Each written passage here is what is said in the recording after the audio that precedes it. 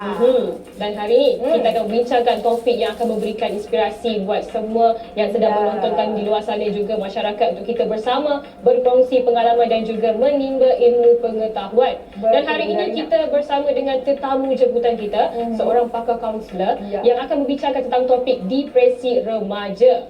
Kalau kita lihat sekarang ni, masalah depresi dalam kalangan remaja sangat-sangat meningkat. Baiklah, tanpa membuang masa kita bersama tetamu, dia adalah seorang kaunselor berdaftar dan pensyarah psikologi kaunseling, iaitu Encik Al-Mahdi Hussein ataupun panggil Mr. Al, tentang topik kita depresi remaja. Assalamualaikum, apa khabar?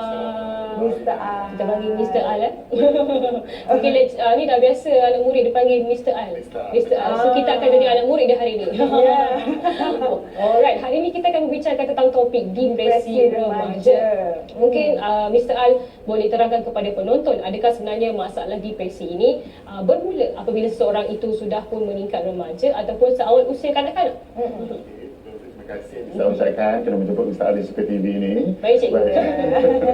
Okey, Rina, sebenarnya kita kalau bercakap tentang depresi ni tak semestinya remaja. Ada juga di kalangan kanak-kanak yang depresi, tapi kebanyakannya remaja. Asalkan kalau dia memang mengalami kita panggil kemurungan, kesedihan yang dalam jangka masa yang lama, ataupun dia rasa seperti suka nak tidur, ataupun tidak mahu melakukan rutin-rutin harian lagi, sesiapa saja boleh kena depression sebenarnya. Masalah kemurungan. Betul. Kalau dalam bahasa Malaysia kita panggil kemurungan. Kemurungan, iaitu dia menghindarkan diri daripada sesiapa sahaja, tinggal seorang sahaja memikirkan masalah-masalahnya. So boleh terjadi kepada semuanya, Ash. Jadi macam mana kita nak mengesan seseorang itu, macam kanak-kanak kan? Kita tak tahu, kadang-kadang kanak-kanak ni dia tak nak cakap. Macam mana ibu bapa yang mengesan anak mereka mengalami masalah? Kita kena lihat simptom yang berlaku kepada mereka yang mengalami depresi ni. Kalau kita kata sebagai kanak-kanak tadi, mungkin mereka rasa sedih yang berpanjangan, mungkin lebih daripada 2 minggu, rasa sedih yang tidak berhenti, jadi mereka isolate atau membencikan diri mereka dalam bilik. Jadi kita boleh detect, kita sebagai ibu bapa sepatutnya boleh lihat perubahan anak-anak kita kan, kenapa dia jadi macam tu. Selain itu mungkin dia hilang selera makan, ada juga kanak-kanak yang dia tak lalu nak makan disebabkan dia fikir masalah atau kesedihan, masalah keluarga ke apa-apa masalah, dan juga tak boleh nak tidur. Kita panggil di dalam psikologi kita kenali sebagai insomnia, jadi dia orang susah nak tidur ataupun somnia. Somnia itu adalah merupakan tidur yang lama pula, tidur sampai 15 jam. Itu di antara tanda-tanda awal kalau orang tu mengalami kemurungan atau depresi. Kalau kita lihat saban hari daripada pandemik, sekarang kita dah habis endemik dan sekarang dah masuk 2022, orang dah start sekolah balik ke remaja. Sekarang kan ada exam pula, semakin lama semakin meningkat orang kata masalah depresi ini. Apa sebenarnya faktor-faktor yang menyebabkan seseorang remaja itu boleh mengalami masalah depresi ini?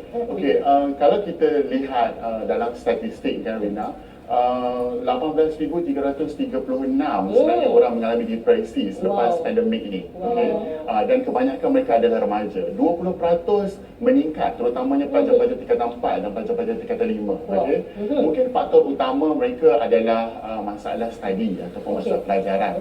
Mungkin mereka mempunyai masalah yang mereka pendam dan mereka tidak cuba selesaikan. Mungkin pernah dibuli di sekolah, mungkin ada traumatik sebelum itu, ataupun mereka mempunyai masalah yang selalu kalau Mr. Al buat sesi kaunseling dengan kita panggil klien ataupun pelajar-pelajar tingkatan 5, memang masalah relationship. Masalah relationship maksudnya mereka ada masalah dengan ahli keluarga mereka. Kadang-kadang mak bapak bercerai, ditinggalkan, dimalukan, jadi menyebabkan mereka sangat depressed dalam waktu itu. Betul tu. Adakah sebenarnya masalah depresi ini, saya tambah sikit lah, adakah sebenarnya masalah ini bermula dengan orang kata keluarga itu sendiri ataupun pengaruh rakan sebaya yang salah, ataupun sebenarnya datang daripada diri dia sendiri, dia tidak orang kata tak reti nak merancang apa yang dia perlu lakukan, jadi terus dapat stres tu. Dan betul, saya setuju apa yang Rina maksudkan tu. dia kebanyakannya datang daripada family, ya. Kalau kita mempunyai masalah dengan ibu bapa, contohnya ibu bapa yang tinggalkan kita, ibu bapa yang bercerai, ibu bapa yang pernah memalukan kita, ada setengah anak-anak yang ibu bapa selalu membanding-bandingkan mereka dengan orang lain, ya, dengan sepupu, jiran dan sebagainya. Sebenarnya ibu bapa tidak tahu yang benda tu memberi kesan yang sangat negatif kepada mereka. Dan Mr. setuju, sememangnya ia bermula di rumah. Jadi ia telah melarat hingga membawa kepada masalah peribadi, sekolah dan sebagainya. Okey, jadi orang kata ibu bapa toksik ni juga memainkan peranan yang penting dan kesannya kepada anak-anak itu sendiri. Jadi kita perlu, orang kata, kita melihat dari sudut bawah itu di keluarga yang paling terdekat. Betul, keluarga paling terdekat. Jadi seorang remaja macam anak-anak ni kan, dia dah tak ada tempat meluah. Jadi dia kena pilih seorang rakan-rakan yang orang yang terdekat lah. Jadi macam mana kalau dah kat rumah toksik, dekat kawan-kawan pun toksik, jadi macam mana nak membantu dia? Sebenarnya kita di sekolah ada unit counselling. Sebenarnya kita kena berjumpa dengan profesional. Kita tak boleh sendiri menyelesaikan masalah kita. Ini adalah stigma masyarakat yang takut nak berjumpa dengan kaunselor. Datang saja. Mungkin kita mengalami episod-episod sedih bersama dengan kaunselor sebelum ni, di mana kaunselor mungkin menceritakan kisah hidup kita, jadi kita tidak percaya lagi pada kaunselor. Tetapi mungkin pada waktu itu, tapi mungkin kaunselor yang lain lebih profesional ataupun mereka lebih memahami, kan? Jadi kita kena mencari mereka yang profesional, seperti psikologis, psychiatrist, terapis, ya. Banyak sebenarnya dekat Malaysia, Rina and Ash, dan semakin berkembang, ramai di kalangan kita lihat NGO dan juga pusat-pusat kesihatan mental yang telah dibina sekarang ni. Bagus, ia adalah merupakan satu langkah yang bijak di Malaysia, di mana kita pun nak menuju ke arah negara-negara yang maju dah dalam bentuk kesihatan mental. Dah banyak dah inisiatif-inisiatifnya.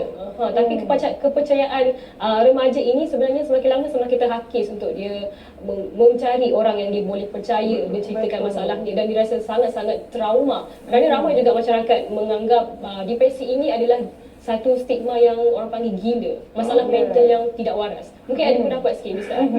Ini yang kita perlu perbetulkan. Ini kita perlu perbetulkan. Kita sebenarnya sendiri jangan jadi toksik kepada mereka yang ataupun remaja yang mengalami depresi. Kita selalu mengatakan bahawa mereka ni tak kuat, mereka ni sebenarnya tak banyak solat, mereka ni gila dan sebagainya. Sebenarnya kita tak boleh judge mereka.